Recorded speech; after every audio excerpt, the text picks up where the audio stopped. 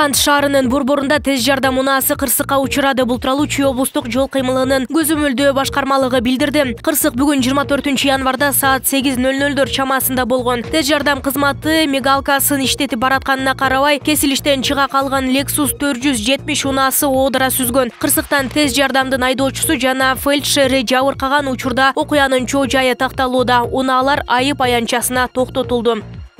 Рузахунов Казакстанда кармалып турганда катуу сабалганын айтты. Мен азыр ооруканада дарылануудамын, 3 оорукана алмаштырдым. Канчалык азап жана ооруну баштан өткөргөнүмдү жакындарым менен медицина кызматкерлери гана көрүштү деп жазды пианист Викрам Рузахунов Instagram баракчасына. Музыкант өз билдирүүсүндө кабыргалары сынганын, көкүрөгүндөгү жаракатын, баш мээси чайкалганын жана башка жаракаттарды алганын билдирген. Казакстандын күч кызматкерлери паспортун, акчасын, айдоочулук күбөлүгү менен банк картасын белгисиз жагдайда алып коюшканын айтат. Ошондой эле ал Казакстандын Кыргызстанга келген учурундагы билдирүүсү боюнча дагы түшүндүрмө берген. Менин бардык расмий билдирүүм ошол учурда Казакстанда барымтада тургандар үчүн болгон. Көпчүлүгүнүн балдары, үй бүлөсү бар, көбү карыган ата-энелеринин, майыптыгы бар карындаштарынын жалгыз багуучусу. Менин ар бир сөзүм аларга таасирин тийгизиши мүмкүн эле деген Викрам Рузахунов ошол кезде кеңири маек берүүгө тыюу салынганын жазды.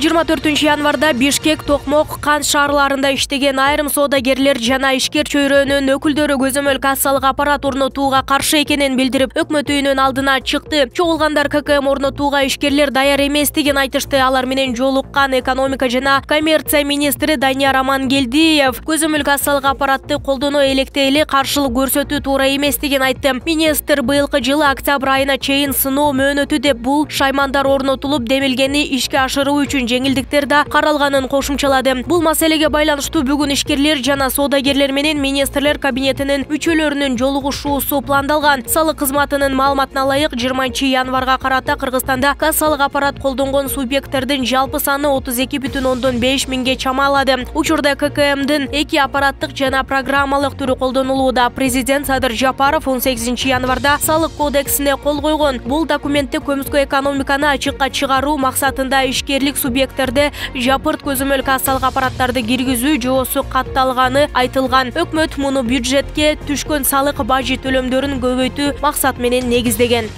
Президент Садыр Жапаров аралыктан иштөө режимине өттү. Кыргыз Республикасынын президенти Садыр Жапаров Кытай Эл Республикасына боло турган иш сапарына байланыштуу аралыктан иштөө режимине өттү. Бул дүйнөдө коронавирус инфекциясынын жайылып жаткан учурундагы кырдаалына эпидемиологиялык коопсуздук чараларын сактоо зарылдыгы менен шартталган. Мамлекет башчы аралыктан иштөө режимине карабай толук кандуу иш графиги боюнча иштөөсүн улантат. Үстүбүздөгү жылдын 3-5 февралына белгиленген Кытайга боло турган сапарын алкаганда президент Садыр Жапаров Пекин шаарына 2022 жылкы кышкы Олимпиада оюндарынын ачылыш аземине катышат. Ошондой эле Кытайдын төрагасы Цзи Цзиньпин менен эки тараптуу жолугушуу өткөрөт.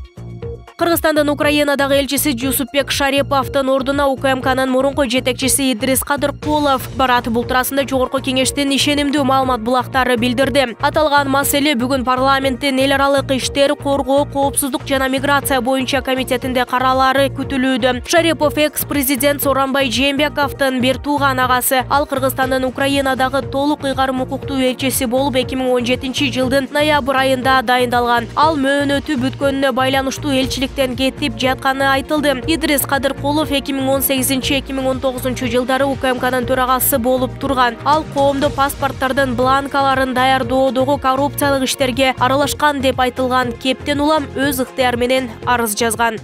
Америка Кошмо Штаттары Кыргызстанга COVID-19 каршы Pfizer вакцинасынын 149.760 дозасын тапшырды. Вакцина Ковак демилгеси аркылуу берилди. Жалпысынан АКШ 2021 жылдын октябрынан бери Кыргызстанга Pfizer вакцинасынын 450.000 дозасын тапшырды. Расмий статистикага ылайык АКШда чыгарылган Pfizer вакцинасы менен 40 миңден ашык адам толук эмдөөдөн өтүп, 62 миңден ашуун кыргызстандык бир дозасын алган. Пандемия башталгандан бери АКШ Кыргызстанга COVID-19 илдетин алдын алуу, аныктоо жана дарылоо үчүн $9 миллион ашык каражат бөлүп берген. Андан тышкары бул акча жеке коргонуу каражаттардын сатып алууга, лабораторияларды модернизациялоого, медициналык жана башка адистерди окутууга багытталган.